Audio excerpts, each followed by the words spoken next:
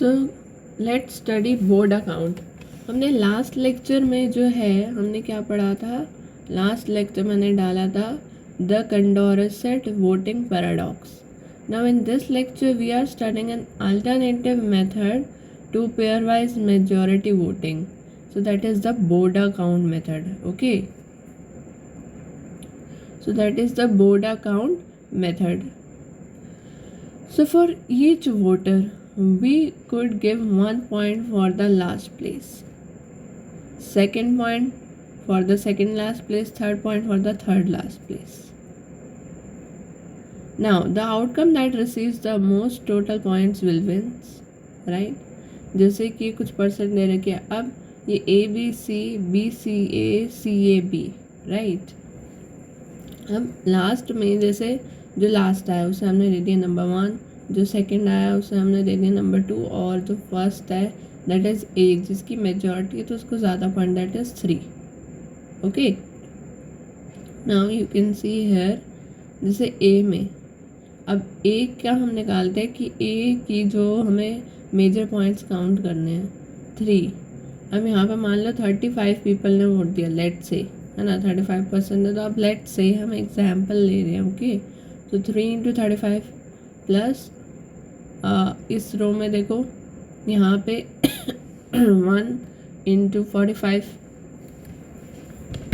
Then 2 × 20, right. ये है ए की पोजीशन। अब बात करें बी की, तो बी भी सिमिलरली ऐसे ही आएगा ना कि 2, 35, 3, ये देखो 3 और 45 बी यहाँ पर, एंड 1, 1, 1, 20 इधर, ये रहा बी हमारा, ये रहा बी हमारा।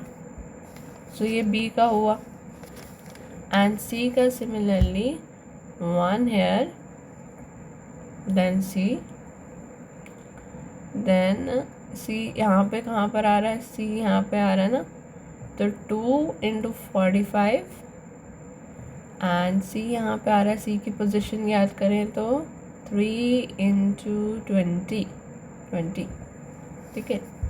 तो आपको क्या दिमाग लगाना है, आप चाहो तो इसे कैलकुलेट भी करके देख सकते हो। जब आप कैलकुलेट करोगे और बाकी वैसे आप देखो, ये इन सब में से 35, 45 और 20, इनमें से कौन सबसे बड़ा है 45, और 45 में 3 मल्टीप्लाई हो रहा है तो ज़्यादा आएगा, मतलब मेजॉरिटी पॉइंट्स किसके पास होंगे, मेजॉरिटी पॉइंट्स हमारे सबसे ज़्यादा बी के पास होंगे, एंड दैट्स वाई हमारा बी जो है क्या हो जाएगा, विनर हो जाएगा। ओके,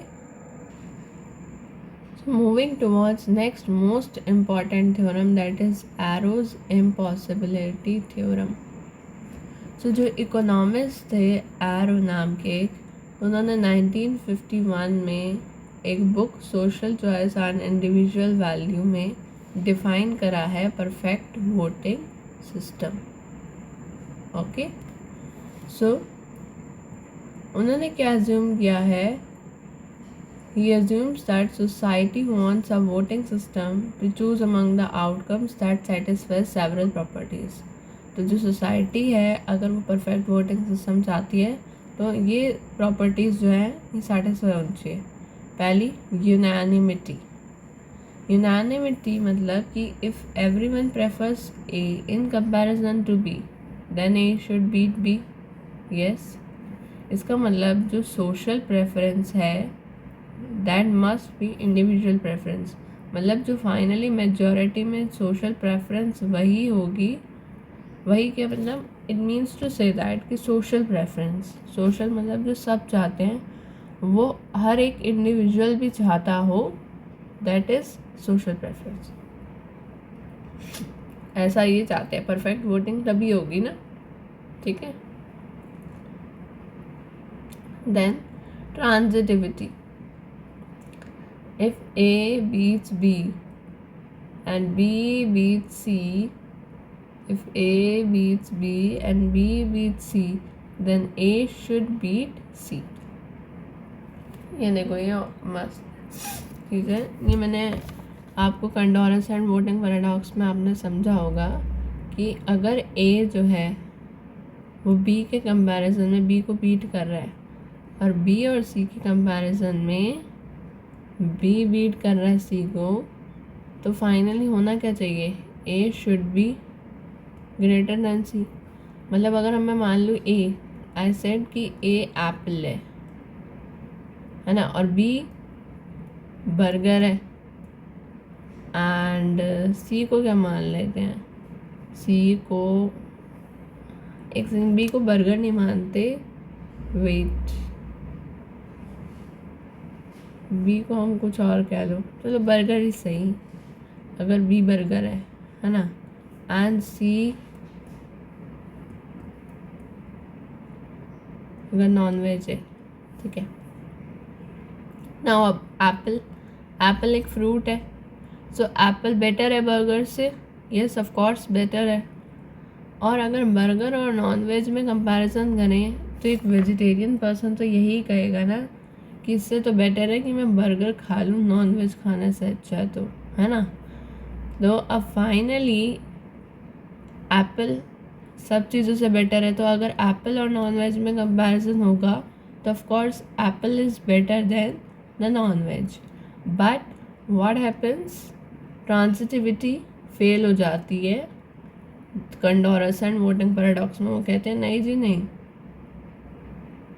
क्योंकि कंडोरस एंड वोटिंग पैराडॉक्स में ऑर्डर जो होता है वोटिंग का वो मैटर करता है, और सोशल चॉइस मेजॉरिटी, क्या 3 पॉइंट्स है ना, और जो मेजॉरिटी है वो सोशल चॉइस को लीड नहीं करती है, और मेजॉरिटी ट्रांसिटिव प्रेफरेंस को भी लीड नहीं करती है। तो वो कह रहे हैं कि भाई नॉन वेज बेटर है एप्पल से, तब ये एकदम से चेंज कैसे हो गया, right. So this thing fails in Condorcet voting paradox ना। जो तीसरी प्रॉपर्टी है वो है independence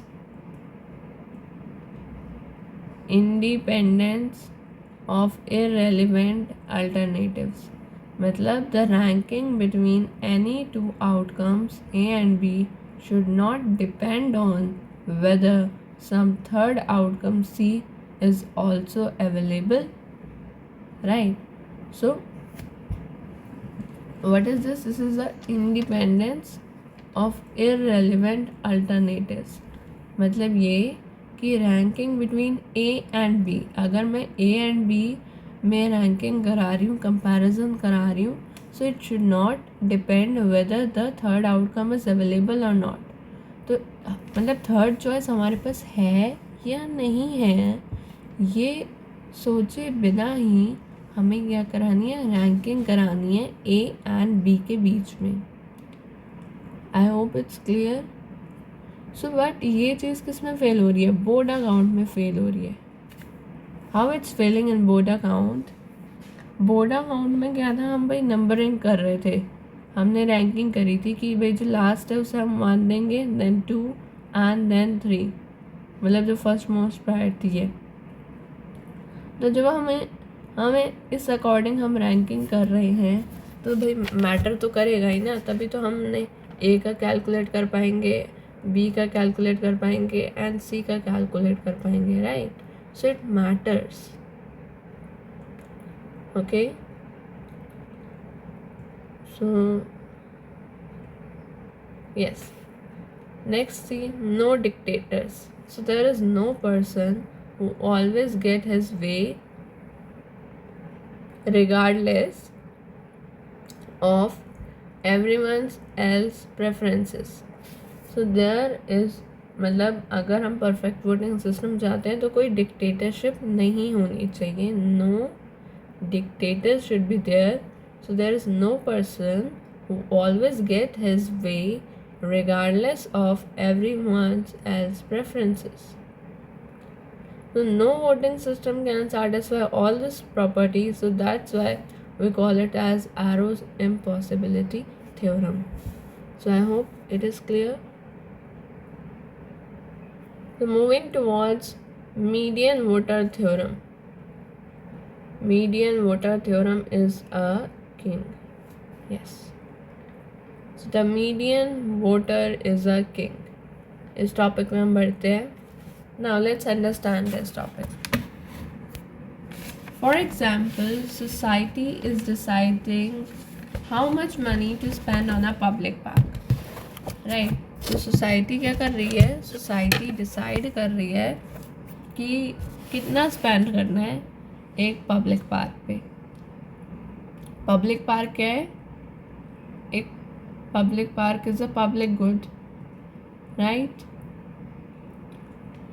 okay, now see, each voter has his own most preferred budget, and he always prefers the outcomes closer to his most preferred value to the outcomes farther than away. Basically क्या कह रहे हैं कि भाई अब हर जो voter है उसके पास एक अपना बजट है ना. सब पे एक अपना अपना बजट होता है, वैरी करता है, और हर कोई अपना बजट उसी चीज़ पे प्रेफर करेगा. एवरीवन ही always prefers the outcome closest to his most preferred value. मतलब जो चीज़ उसे ज़्यादा प्रेफरेंस में लगेगी वो अपना बजट भी वहीं स्पेंड करेगा to the most preferred value outcome, right. तो मान लीजिएगा इस 100 वोटर्स हैं, एग्जाम्पल है तो लेट कर लीजिए 100 वोटर्स हैं, और जो बजट साइज है वो वैरी कर रहा है 0 से $20 बिलियन तक. तो अब आगे देखिए मीडियन वोटर थ्योरम में क्या होता है. So median voter theorem is a mathematical result showing that if voters are choosing a point along a line, एक मीडियन वोटर थ्योरम एक मैथमेटिकल रिजल्ट है कि अगर वोटर जो है, एक लाइन ऐसी होती है और वो वोटर्स जो हैं वो एक पॉइंट को चूज़ कर रहे हैं लाइन पे. So the each voter wants the point, हर कोई पॉइंट वो वाला चाहेगा closest to his most preferred point. मतलब जो चीज़ मैं प्रेफर कर रही हूँ तो उसके जो सबसे क्लोजेस्ट है.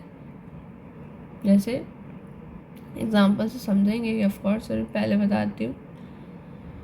मतलब अप्रॉक्स मान लो कि किसी को कोई 8 का बजट है ना, वही अभी एग्जांपल में समझेंगे, और 10 जो है एक नॉर्मल है, तो वो अपने प्रेफरेंस में ऑप्शन में अगर 10 दे रखा है कोई उसे, तो अपने प्रेफरेंस में 10 को चूज़ करेगा. और अगर किसी का 12 है तो 10, है ना.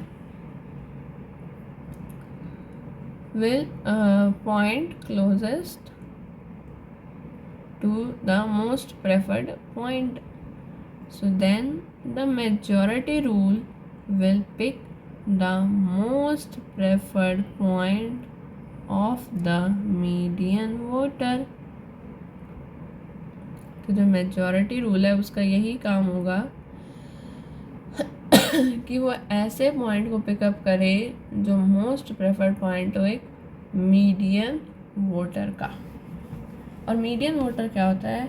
Median voter is the voter exactly in the middle of the distribution. ठीक है,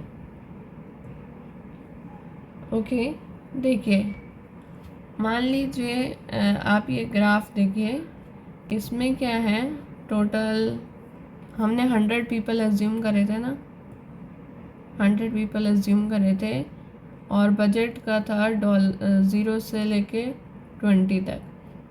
देखो 0 से लेके 20 तक. ठीक है, अब हमने ये 35 तक लिख दिया count up number of people की.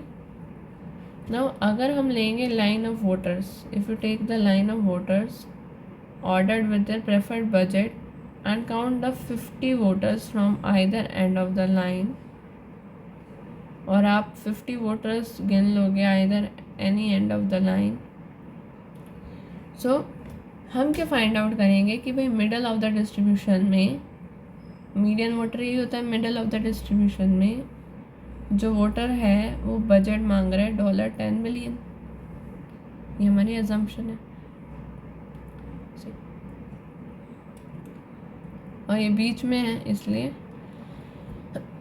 जो बजट है वो $10 बिलियन, ठीक है। नाउ यही अगर आप देखो, ये तो हुआ मीडियन के केस में $10,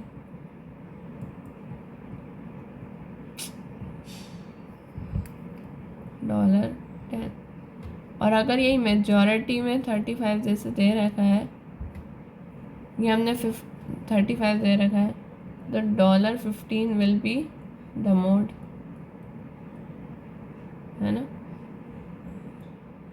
और अगर बात हम करें एवरेज की, तो एवरेज में जितने भी प्रेफर्ड आउटकम्स हम सबको ऐड करके अगर नंबर ऑफ वोटर से डिवाइड कर दें, मतलब प्रेफर्ड आउटकम्स जितने भी हैं उनको ऐड करते हैं और नंबर ऑफ वोटर से डिवाइड कर दें। अब प्रेफर्ड आउटकम कौन कौन से हैं, तो जो हमारा एवरेज आ जाएगा दैट विल बी $9 बिलियन।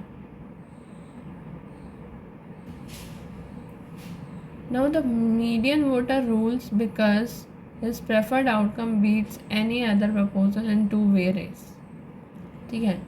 जैसे कि मोर देन हाफ वोटर्स क्या चाहते हैं, $10 बिलियन और मोर, और मोर देन हाफ वोटर्स चाहते हैं $10 बिलियन और लेस। अब केस 1 मैंने बोला है $8 billion,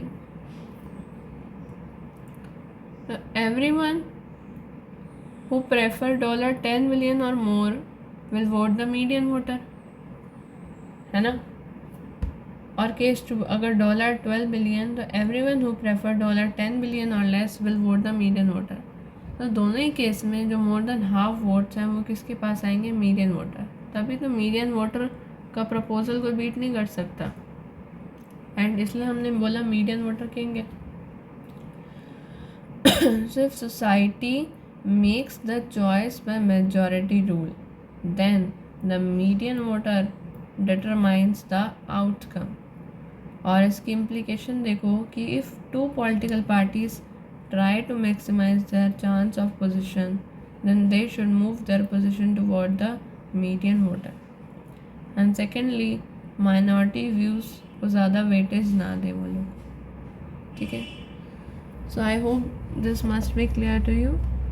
So please like, share and subscribe to our channel. Thank you.